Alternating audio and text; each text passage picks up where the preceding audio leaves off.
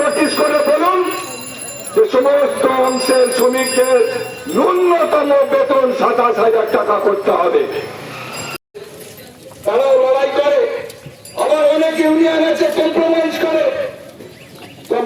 করে তাদের লড়াইকে ভেঙে দেওয়ার চেষ্টা করে।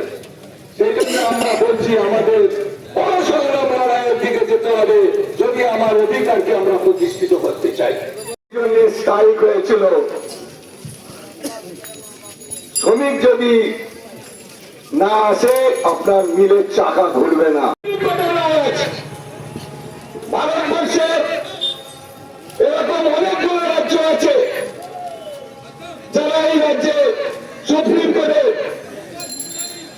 রায় কেন্দ্র নিয়ে তাদের ন্যূনতম বেতনের ব্যবস্থা কার্যকরী করা হয়েছে। আমাদের রাজ্যে সমস্যা আছে অসংগঠিত ক্ষেত্রে যারা কাজ করে। আমরা বলেছিলাম যে সমস্ত জুট মিলে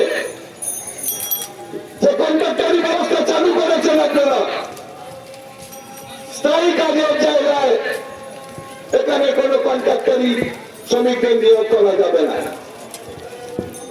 ডিপার্টমেন্ট চেঞ্জ করা যাবে না। নিয়োগ করা হচ্ছে, আপনি কাজ পাচ্ছেন না। একটা শ্রমিক দীর্ঘ 25 বছর কাজ করার পরেও তার নামে এখন অভিযোগ করা হচ্ছে যে আপনি কাজ পাচ্ছেন না। সুতরাং ম্যানেজমেন্ট তারা চেষ্টা করছে শ্রমিকদের উপর আক্রমণ করা। এই আক্রমণকে ভেঙে দিতে হবে। কোন মিলের শ্রমিককে ম্যানেজমেন্ট অপমান করতে পারে না,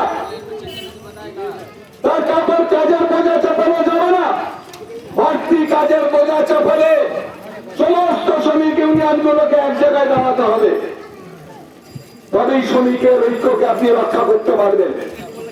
কোথাও কোথাও ঝান্ডাকে ভুলে যেতে হবে, শ্রমিকের অধিকারকে রক্ষা করতে হবে। না মালিক চেষ্টা করবে শ্রমিককে এখান থেকে বার করে দেওয়ার জন্য।